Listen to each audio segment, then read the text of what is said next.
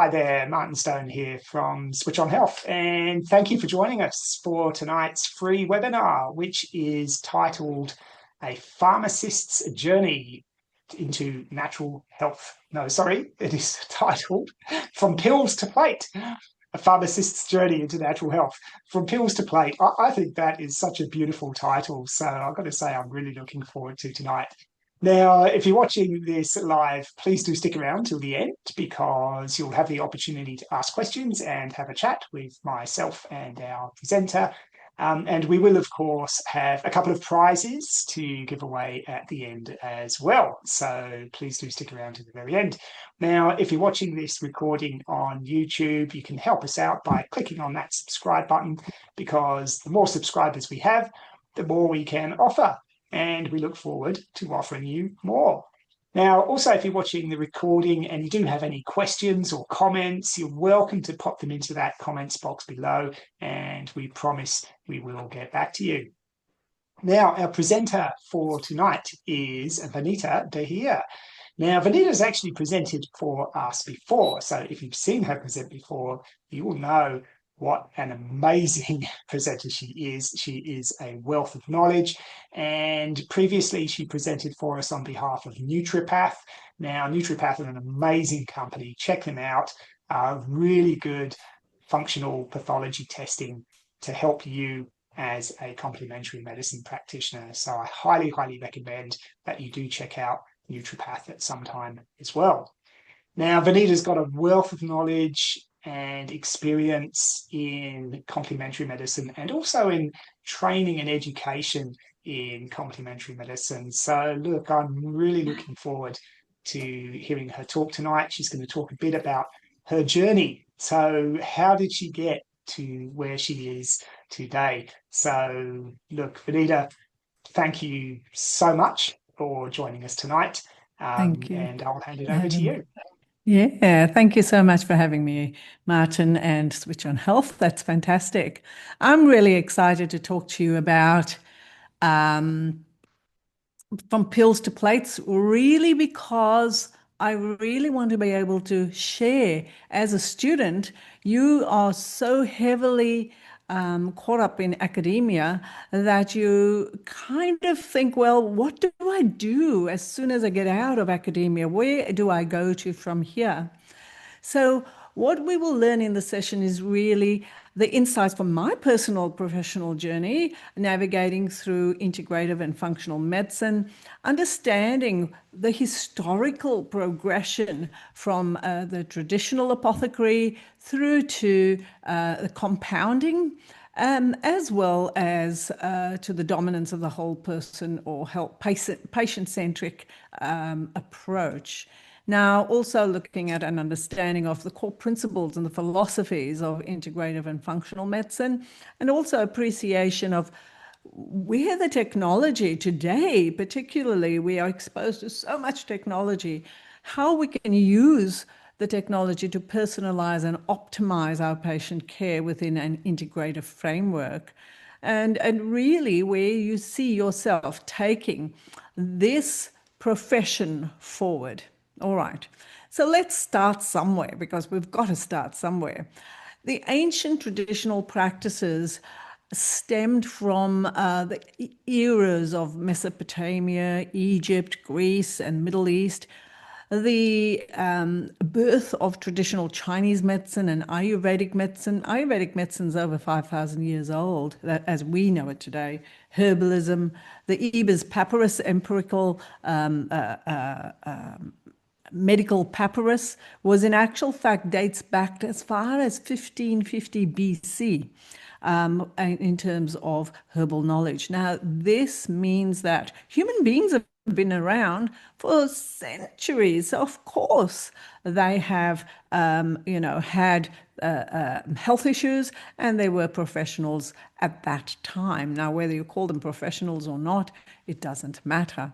It's in the 16th to 18th century that the birth of the pharmacopoeia, British pharmacopoeia, United States pharmacopoeia came about. And in the late 18th century, the profession of pharmacy was born, okay, in the form of apothecaries, where these professionals would often work alongside a priest or a physician, preparing dispensed medicines, or even which we now call as witches in those days. And these are people who actually worked within the health system, and they did not confide or did not obey the Western civilization's transitions, and they were therefore called witches and then turned down. So, the transitions have changed. But it was only after the World Wars in the 19th century that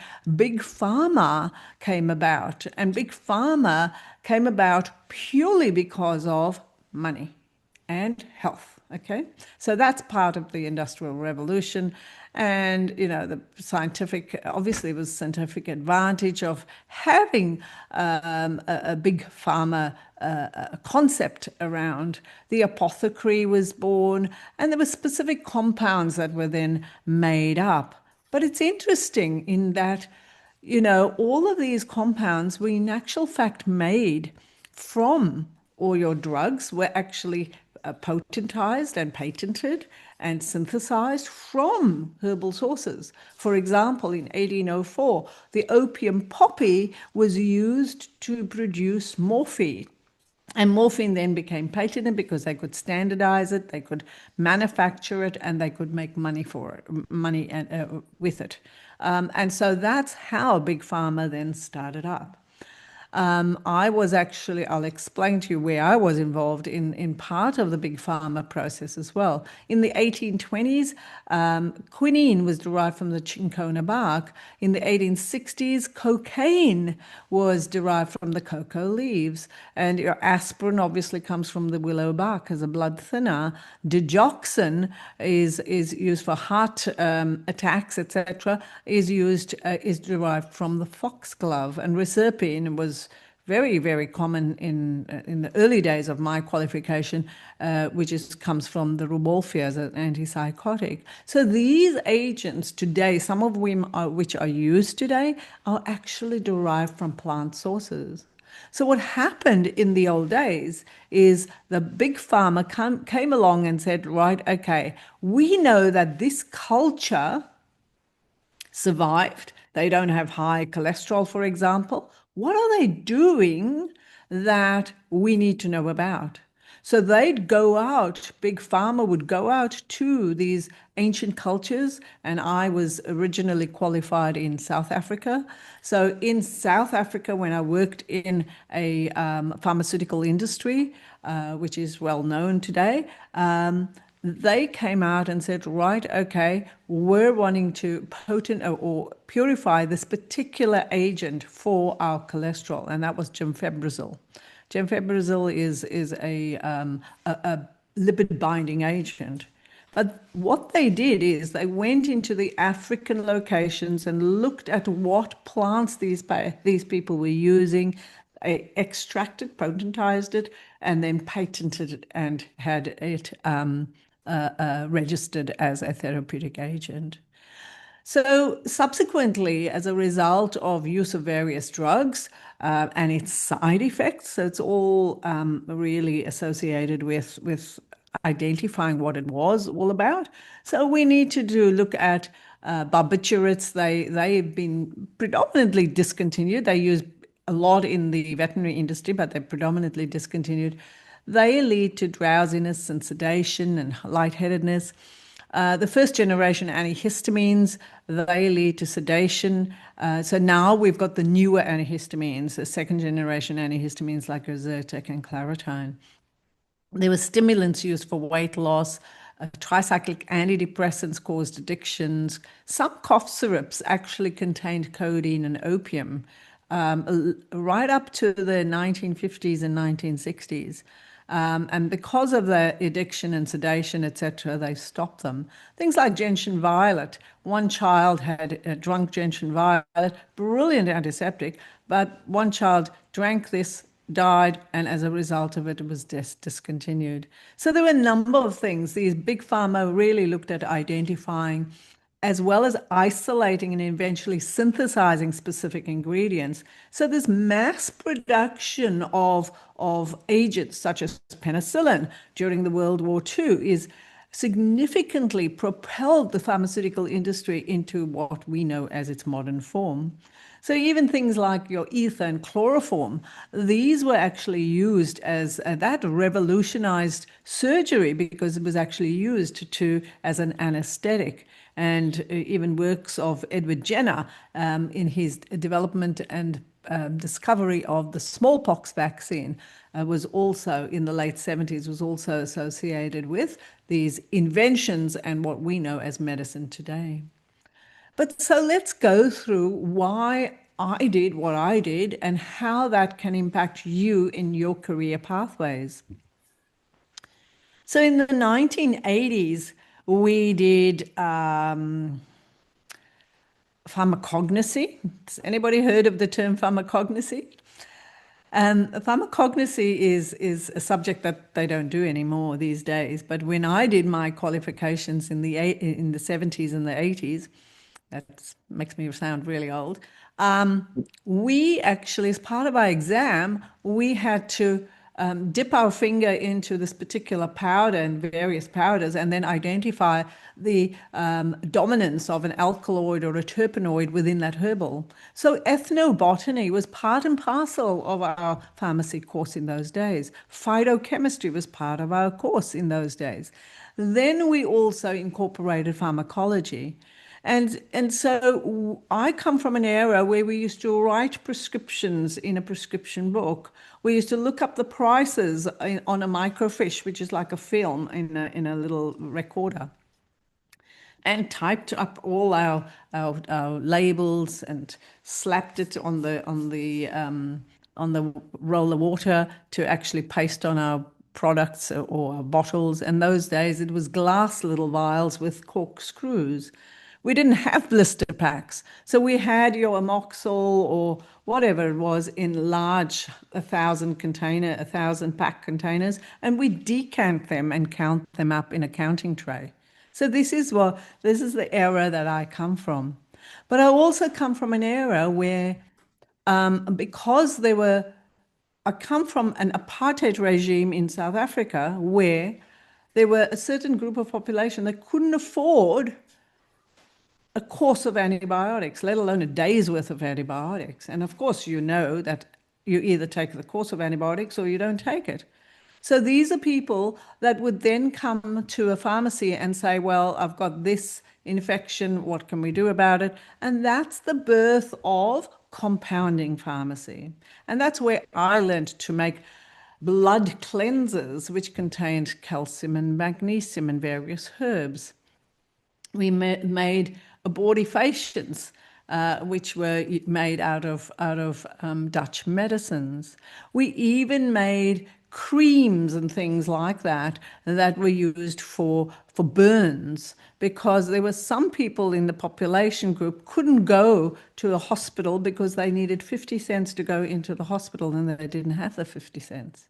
So these are people that we in those days they'd probably earn equivalent of, let's just say for the purposes of this conversation, about $1 a day. So to spend half of your daily earnings to go into a hospital was not possible. So these children, these babies, would be living in compounds where there was no electricity, no water, etc. So the parents would go off working early in the morning, tiny little kids being looked after by the elders. The elders would be cooking in these big pots, cast iron pots, and the fires would be going on and the kids would get burnt, right? Because they didn't have toys, they would get burnt. So these kids would be coming into a pharmacy and we'd make up things like acroflavin ointment and we'd wrap them up into bandages, etc., often washed and reused as well. So these are it's really interesting to have these journeys in different countries and different cultures so that you can actually see how things have changed so significantly. Now, in the 1990s in Australia, I then thought, well, I actually want to be a compounding pharmacist. So I pioneered. I was one of 5 people in Australia for at least about 5 or 6 years that pioneered in compounding pharmacy. So I took myself off to America and did my primary training course with PCCA and then decided, right, okay, I'm going to be compounding bioidentical hormone replacement therapy. Then I did that and I got sick of that. And I said, right, okay, let's do dermatology, let's do podiatry, let's do veterinary medicine, let's do all of those things. And there was a time when I was in pharmacy and we had this particular person who came in and she was extremely anxious. And at that time, I had some glycine, just simple glycine, and I gave him some glycine. I had mixed up with a bit of theanine at the time, and I gave her a teaspoon of it, and she calmed right down. And I thought, right, I know that there are limitations in the pharmaceutical industry. I know that for sure. So, what else is there that I need to learn in order to understand what is going on and why she responded positively to an amino acid formulation? And that's how I became interested and I wanted to learn more. So that's the reason why we looked at custom tailored nutritional medicine. We looked at obviously limitations of pharmaceuticals. We looked at the amino acids, nutritional medicine. I thought, well, right, okay, I know that this patient might need A, B, and C, but it's not available as a commercial product. So I'm going to actually compound that for that patient. So that's the interest in nutritional medicine started up as well. So you, as natural health practitioners, have access to the services of learning how to compound your own formulations for your patients, all right? And this is what we today call an integrative approach, right? So this is why I would actually like to see a lot of practitioners diversifying their skills so that they can then start to say, hey, I can actually move and help my patients a lot more. So then we went from paper, wrapping parcels up in paper with wax seals into a new era of paper bags, moved away from glass vials into plastic vials, moved away from the foil wrapped suppositories into prepackaged suppositories, pessaries, and rectal rockets. Moved into compounding where we dispensed your daily dose of bioidentical hormones or neuropathic pain ointment into EMP jars or syringes, started making up trochets and sublingual lozenges and so forth. Okay. And where does all of this stem from? It stems from some of my cultural heritage. So I'm actually, my ancestors come from India, and I lived in an extended family situation where my grandmother used to do certain things, and we used to think, oh, look, that's all weird. I'm educated. Why would I want to do that? But later on in my life, I decided I want to learn Ayurvedic medicine. So I went and did a course in Ayurvedic medicine. I did a diploma in it. And then I wanted to learn more about natural medicine. So I did a naturopathy. Then I wanted to learn more about mental health. So I did clinical nutrition in mental health. And then I wanted to learn the integrative medicine. So I did my fellowship in anti-aging and regenerative medicine. So you never stop learning. This is the nice part about medicine because you're constantly learning. And then I decided there was a time when things got a bit hairy and emotionally I felt somewhat challenged. And that's when I decided, okay, I need to learn how to manage my own mind. That's when I opened the door to mind body medicine. So some of these practices, whether they call them kriyas or controlled breathing exercises, meditation, etc., all part and parcel of ancient cultures. Nothing is new, but it is packaged and anglicized to become something that is new. So the Ayurvedic medicine practices were huge. This amazing stuff, cod liver oil and malt. We used to queue up every Saturday for that. We'd have our hair oiled, etc. One of the elders used to make up a specific a formulation as a postpartum herbal fumigation, and this is what you would call yoni steaming. And this is actually using specific herbs in an earthenware pot under a chair when a mum's just given birth. So this helps the afterbirth come out. This helps the uterine contraction and facilitates the lochia discharge, particularly postpartum. We even used to make our own kohl, which is our, what you call mascara, etc. So that was castor oil in an earthenware pot. And every time the stove was on, which is the coal stove, we used to have this earthenware pot burning that particular castor oil. So the soot would actually come up from this earthenware pot, and the soot rises and is collected and it's into this inverted plate.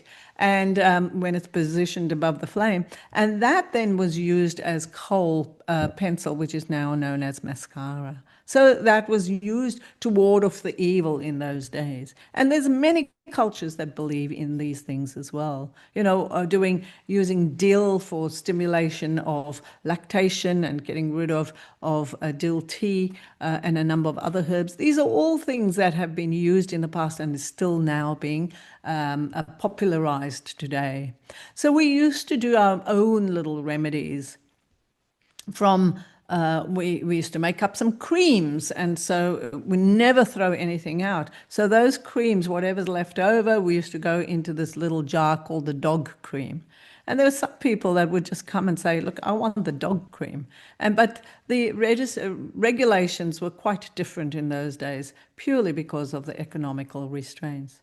Today, as we know, compounding today not only is confined into pharmacy practice, but it is in actual fact available to all natural therapists. So please, if you're interested in it, go and study more about how to do this so that you know that your patients, consumers, can get medications anywhere, online, anywhere in the world. So this is why, how do you put yourself out there as being somebody different or somebody more knowledgeable? Learn how to custom tailor your nutritional medicines, your herbal medicines for your particular patients. And then finally, obviously, the African medicine, we mentioned gemfibrozil was one of them. And then there are other medications equally that the big pharma would go out and source these things from different cultures. And nothing is new, as we say, okay? So what is the holistic approach? We want our patients, you as a herbalist, homeopath, naturopath, etc., are interested in putting the whole person approach together for your patient. So what works best for your patient? So it needs to be a collaboration of both conventional and complementary approaches. Integrative medicine is really birthed out of the dissatisfaction with the perceived limitations of conventional Western medicine, coupled with a increased interest in alternative and what we know as CAMs, complementary medicines, etc. Functional medicine is now saying, well, okay, why did that happen? So rigorous investigation, investigating the underlying physiological dysfunctions, usually used with particular pathologies, etc., can identify what's the biological or the biochemical metabolic defect that has caused this issue and how do we correct that. So the holistic medicine is in actual fact now encompasses the whole mind, body, spirit, environment process. And this then steps forward and catapults us into understanding where are we going with our profession at Switch on Health. So the limitations of pharmaceutical medicines are obvious. It's quite obvious. We know that there's drug nutrient depletion. So you take oral contraceptives, you'll have B12 deficiency. You take a statin for cholesterol, you'll have coenzyme Q10 deficiency. These are obvious ones. But all of these pharmaceuticals are in actual fact have their own adverse effects and the side effects.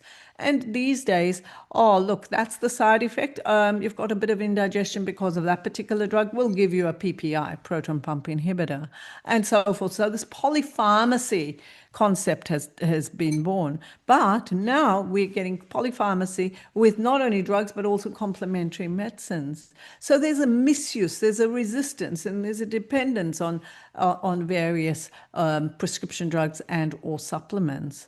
So we now, when you go to a doctor, it's a symptom management of a single organ system.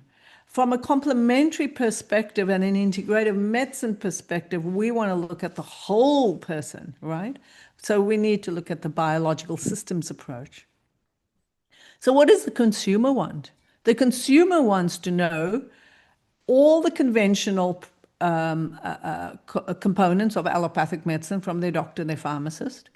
They want to go to their traditional media, such as TV, magazines, etc., or they go to their online platforms, and everybody is now onto some sort of social platform, whether it's a forum or whether it's a platform. We need to educate and empower ourselves. And this is what most patients are doing. The consumer is in actual fact educating themselves. They're no longer putting their doctors on a pedestal. Okay. There's a growing influence of digital and non-traditional sources of self-research. And the quick fix approach doesn't work, right? So we know that we've got to look at what is the underlying cause of this particular. Why did I get this condition? What's actually caused it? So there's so many platforms now you have access to. Before we used to put up our shingle, qualify, put up our shingle, and then in a brick four-wall syndrome, we'd practice, and that's where we would spend a few decades of our career. Today, it does not work that way. We have face-to-face interaction, we have telehealth interaction, we have dedicated online groups and all those sorts of areas. So the career pathways that you have access to has also expanded. Before, we used to be a pharmacist and you work in a pharmacy and that's it. That's the end of it. Now, as a naturopath, as a nutritionist, you can work in industry, like perhaps in the food industry.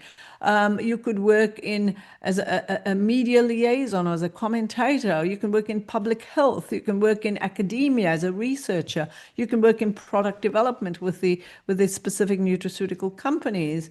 And you can transform your certificate into a degree and move on and add to your protocol of education so that you can actually improve, right? So what are the essential strategies in these career pathways? You might even find that you might have a specific, interest. You might be interested in women's health, for example, or cancer therapies, etc. So this is what you'd probably want to look at. So when we're looking at essential strategies for success as well as growth, we need to think about where do we find the jobs? Do we establish a practice on our own, or do we go into a multimodality clinic? So these are, you might want to go into a wellness center or retail health store or a multidisciplinary practice. You might want to think about, well, I need to network, I need to refer, and I need to collaborate with other health professionals. So you might find you might want to refer to a nutritionist or a compounder, etc.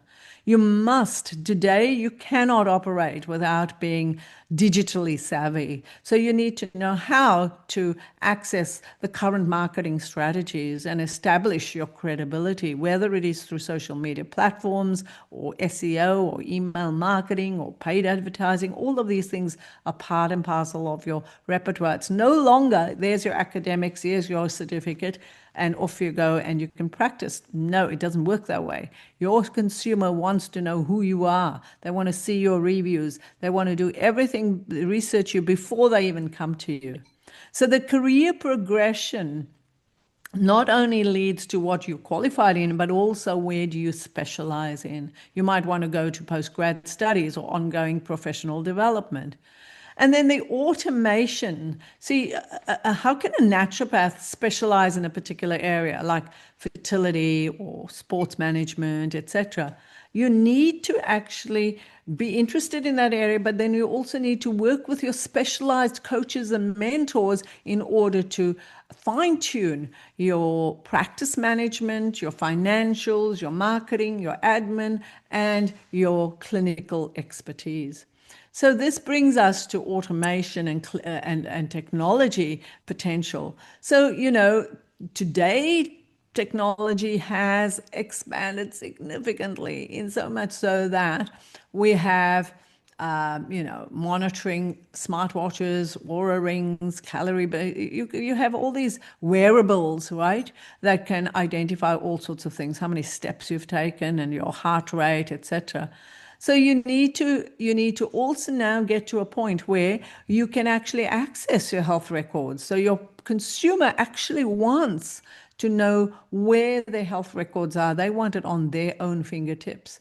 Imaging has advanced so much. Now we've got rapid diagnostics, we've got ultrasounds and CTs, etc. But there's a lot more point of care testing now. So you can measure, cholesterol or standard bloods in a point of care situation. So this has born or has brought about because of restrictive rural services, virtual hospitals have come about. And, predictive analytics, robotics, big data analytics, blockchain in healthcare, electronic health records, all of these are now starting to emerge in various forms. So your microbiome analysis, you can use various techniques. Do we use a shotgun sequencing technique, or should we use a traditional PCR? So you've got options available. So analyzing large databases from your electronic Sorry? health records, I know you do. wearables, Just wait. genomics, if you don't mind. I need. Just wait. Anybody that's there that's got the audio on, if you don't mind muting it, that will be wonderful. Thank you so much. Yeah. So, analyzing the data processes can optimize your public health strategies. And how do we actually get to do that? We actually get to do that by working smarter with technology.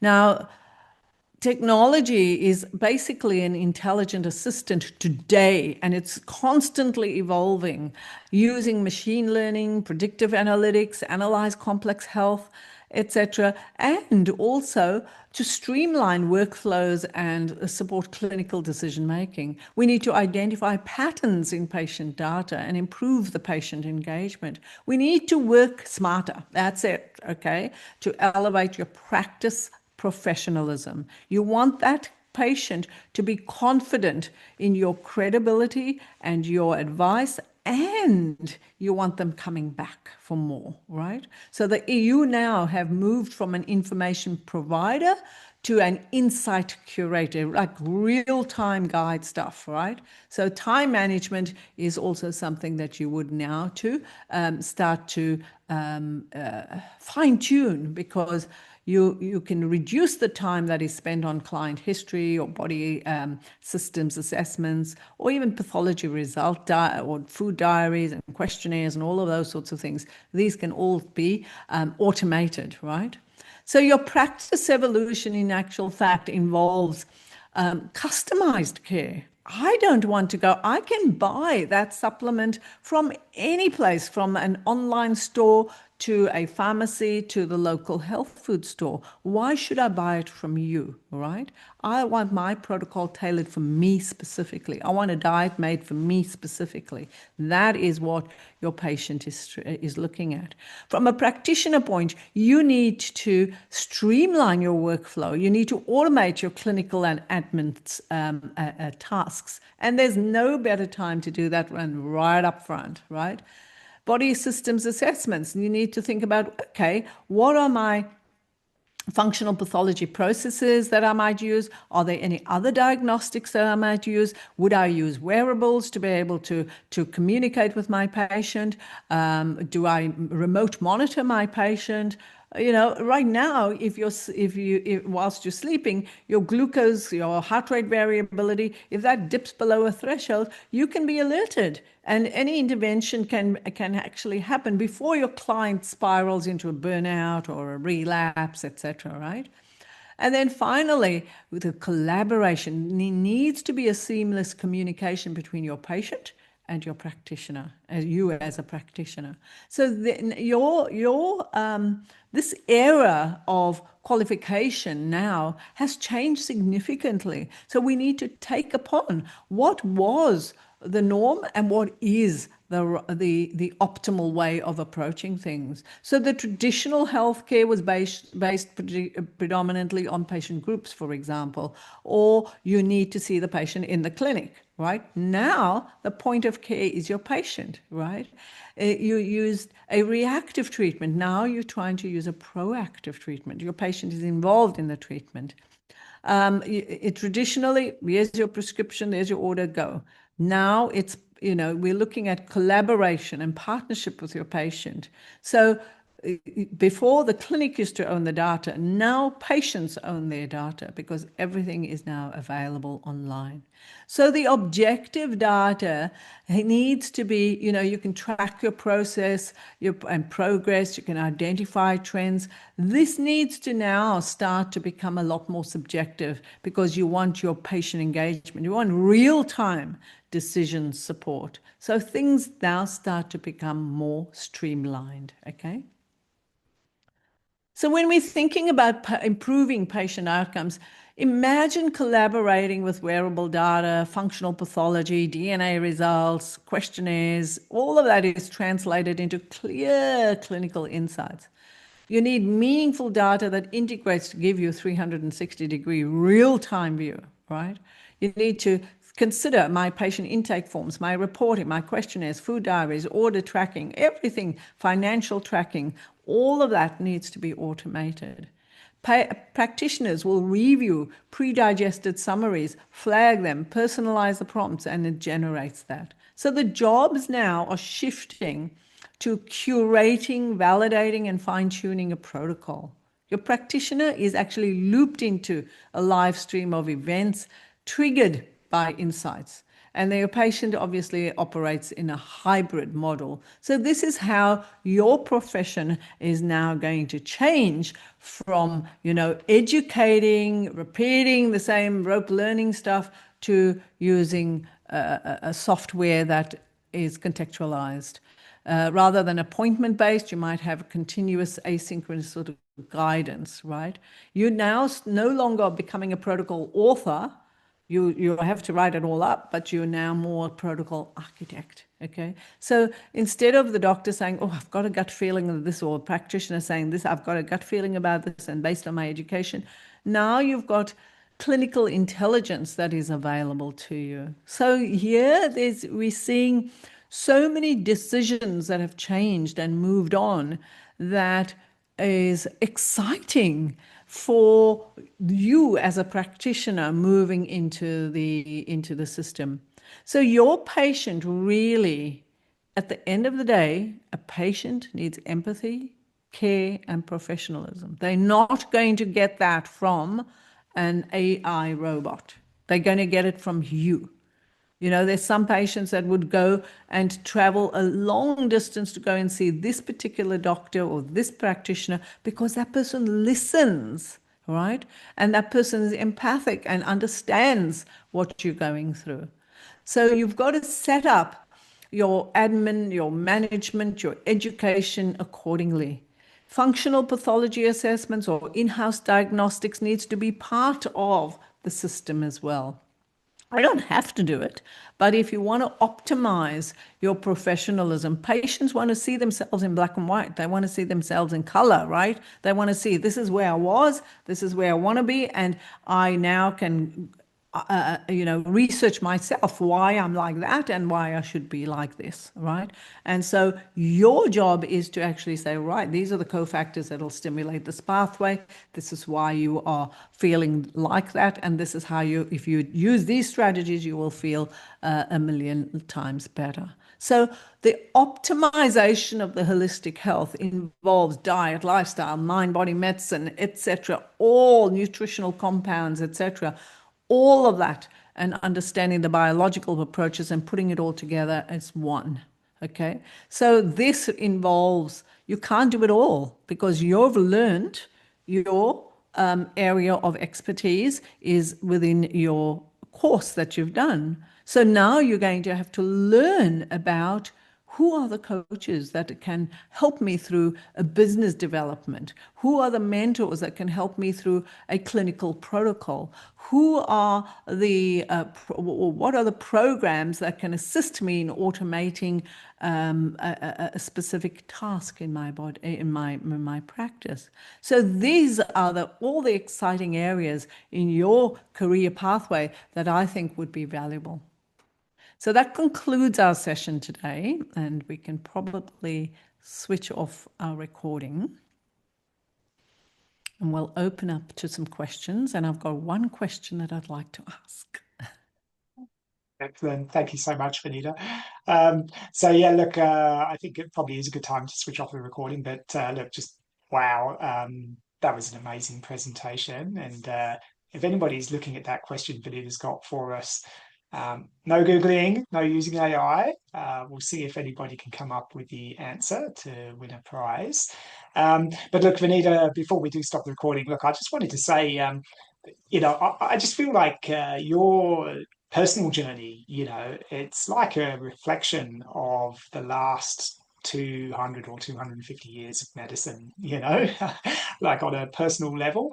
It's Yeah. kind of representing what's happened on a macro level, if that makes sense. And, Yeah. We're getting a snippet, aren't we?